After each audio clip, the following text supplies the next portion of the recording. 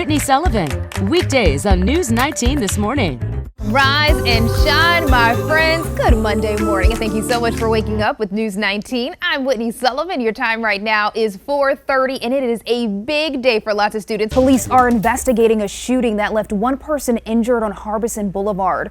We're told it happened about an hour ago at the Olive Garden. Let's jump right in with some primary election runoff results, what so many people are talking about this morning. And we're starting with one of the most watched races, the GOP nomination for Education Superintendent. And as you can see right here on the big board, y'all, Ellen Weaver, the conservative think tank CEO, has won the Republican nomination. She defeated Kathy Maness, who is the executive director of the Palmetto State Teachers Association. Time now 4:37. New video from a Texas school shooting shows more than an hour of inaction by law enforcement as a gunman killed 19 children and 2 teachers.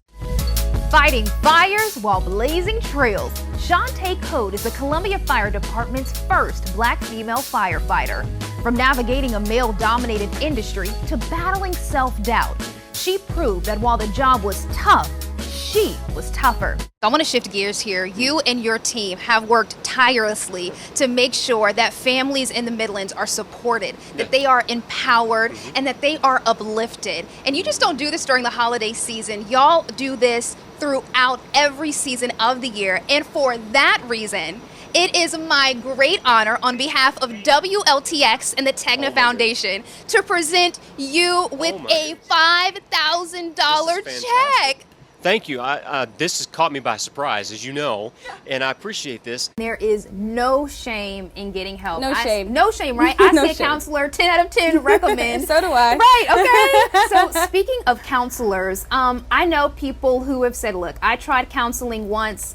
It didn't work out for me, so that means counseling in general doesn't work for me. Can you speak to the fact that counseling, finding a counselor, is not one size fits? Every time you say 6 o'clock on the dot, I immediately go, in my drop top, cruising the streets. Hey, all right. If you're cruising the streets this morning, Daniel, are you gonna have your windows down? Y'all, this next story, I had to read twice. According to a new One Poll survey in the UK, more than 1 in 5 people said they snack in the bathroom, but this is the part that really had me like, say what? 18% confessed they enjoy their treats on the toilets. You didn't ask for a little extra something on your cookie. Exactly. Yeah. Time to talk money, money, money. Every time we talk about the lottery, that song pops in my head. All right, y'all, the $1.2 billion Mega Millions lottery drawing is tonight. Now, if someone wins, it will only be the 4th time a lottery game has gotten this big. This is a football game during the Rihanna concert. That's what this is. Yeah. I am here for Rihanna. Hey y'all, good morning. Another earthquake. Good news for educators. It's National Donut Day. Food Truck Fridays. Let's get started. Your top stories in less than 2 minutes. Follow News 19 WLTX on Instagram for the morning recut. Hey y'all, happy hump day. We've got a lot on tap for you in this morning's recut, including details about another interest rate hike, new security measures at Carowinds, and we're ending with a shout out to a local teacher making a difference in our community. All right, friends, let's get started.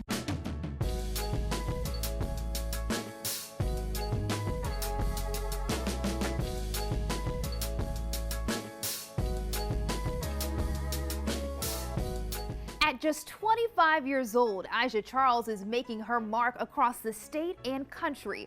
Her talent is displayed on murals across the Midlands, and her unique style has garnered national praise, including from the NFL, BET, and celebrities. This self-taught artist and entrepreneur is not just creating a seat at the table, she's painting pictures of it, inspiring others to dream big and bold. Where did your love for art come from? I can say that it actually came from my childhood. It was self-therapy for me growing up. As things that I dealt with, whether at school or at home, instead of taking a negative route, art was my escape. It was my way of dealing with negative things in a positive way. When I was a kid, they literally just let me do anything. They couldn't afford to get me art supplies, so I would go outside and make paint out of berries. I remember grinding up a bunch of grass so I can get the color green, and I would just paint on like paper that I found in the house, and they still have that work. They would put my work out on the walls and just let me be me. whatever I feel is just a release, and I can put it into my work. That's why when some people see my exhibits, they cry, because they feel the emotions that I had bled into those artworks through my hands, because it's a part of me. They are my children. So when people buy my work, you're taking a soul with you. And for me, it feels good to create that way. But for others, I just want it to honestly just make your soul feel something. I know a lot of people, they might go through life and know that there's not a lot of good. So when you see my work, I just wanted to spark an emotion, because if I made you smile for a second, I did my job. A lot of your pieces speak to what's happening in society. Why is that important to you?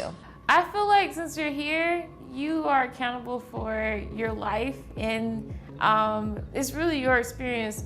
However you take it, you should do the most that you can with it. And since I have talent, I feel like it should be used. And when something touches my soul, whether it is political, whether it is for the community, I'm gonna do it, because I only get one life, and I'm gonna use my superpowers to help.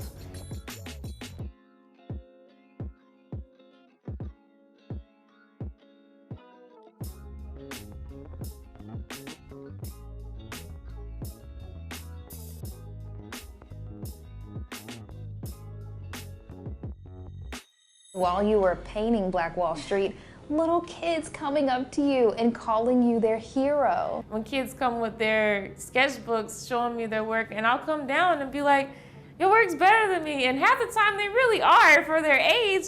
So I'm just like, y'all are gonna be the next generation. Y'all are the ones that are gonna carry the torch and move forward with art. And if I can be a light to show y'all can be something even bigger than I am, I'm gonna do it. And I know that Columbia can only grow and be better with more art and more love from kids being creative and being themselves. What's the biggest barrier that you've had to overcome being an artist? For me, I had to figure out, how am I gonna make money? How am I gonna do something like this? So I started going to festivals. I was the youngest ever at Essence Fest. I was 16 years old, and I was selling my pieces there.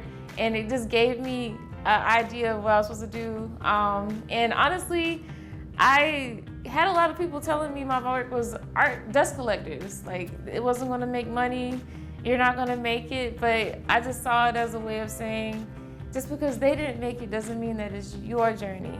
You need to build your road, even though you don't know what's going to be on the other side. As I'm thinking about your artwork, and just the murals are flashing through my mind, the pictures are flashing through my mind, and what I love so much is that I see Black and brown faces. I feel like people get a lot more when they see themselves and not just others. And for me, people always say, is your work Afrocentric? Is it this, was it that? I say my work is mine because it's just based off of my experience. I feel like it is very irresponsible for you not to just create things that are based off of what you know. I know my people, I know what I have, and all these faces are based off of family members, people in the community, and I've been seeing kids come up and be like, that looks like me, that looks like me, that looks like my cousin.